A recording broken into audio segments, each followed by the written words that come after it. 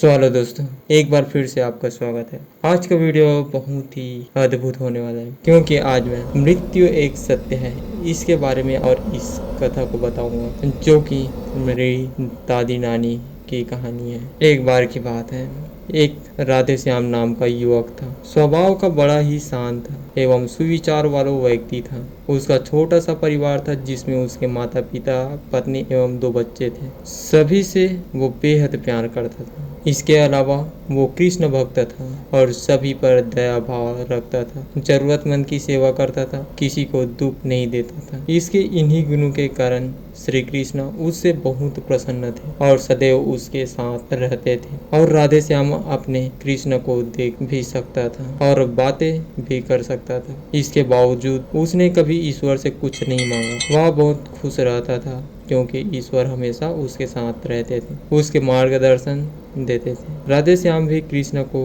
अपने मित्र की तरह ही पुकारता था और उसने अपने विचारों को बांटता था। एक दिन राधे श्याम के पिता की तबीयत अचानक खराब हो गई। उन्हें अस्पताल में भर्ती किया गया। उसने सभी डॉक्टर के हाथ जोड़े, अपने पिता को बचाने की मिन्नतें की, लेकिन सभी ने उससे कहा वो ज्यादा उम्मीद नहीं दे सकते और सभी ने उसे भगवान पर भरोसा करने को कहा। तभी राधे श्याम को कृष्ण का ख्याल आता है और उसने अपने कृष्ण को पुकारा। कृष्ण दौड़ते दौड़ते चले आए। राधे श्याम ने कहा, मित्र तुम तो भगवान हो, मेरे पिता को बचा लो। कृष्ण ने कहा, मित्र ये मेरे हाथ में नहीं है। अगर मृत्यु का समय होगा तो होना तय है। इस पर राधे श्याम नाराज हो गया और कृष्ण से लड़ने लगा। गुस्से में उन्होंने कोसने लगा। भगवान ने भी उसे बहुत समझाया पर उसने एक न सुनी। तभी भगवान कृष्ण ने उससे कहा, मित्र मैं तुम्हारी मदद कर सकता हूँ, लेकिन इसके लिए तुम्हें एक कार्य करना होगा। राधे श्याम ने तुरंत पूछा, कैसा कार्य? कृष्ण ने कहा,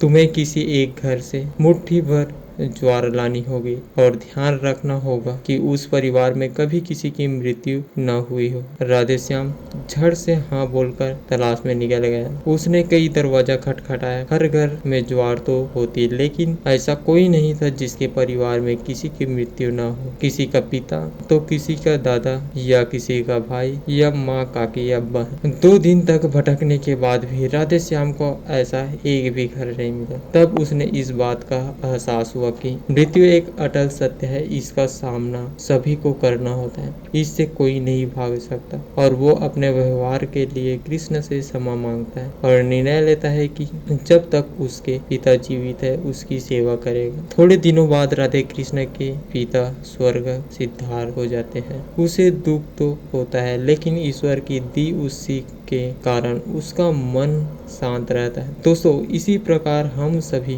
को इस सच को स्वीकार करना चाहिए कि मृत्यु एक अटल सत्य है। उसे नकारना मूर्खता है। दुख होता है, लेकिन इसमें फंस जाना गलत है, क्योंकि केवल आप ही उस दुख से पीड़ित नहीं है, अपितु समस्त मानव जाति उस दुख से रूबरू होते हैं। ऐसे सच को स्वीकार कर आगे बढ़ना ही जीवन है। कई बार हम अपने किसी खास के चले जाने से इतने बेबस हो जाते हैं कि सामने खड़ा जीवन और उससे जुड़े लोग हमें दिखाई नहीं देते। ऐसे अंधकार से निकलना मुश्किल हो जाता है। जो मनुष्य मृत्यु के सत्य को स्वीकार कर लेता है उसका जीवन भर विहीन हो जाता है और उसे कभी कोई कष्ट तोड़ नहीं सकता। वो जीवन की हर क्षेत्र में आगे बढ़ता जाता है। तो आज की कहानी दोस्तों यहीं पर समाप्त करते हैं।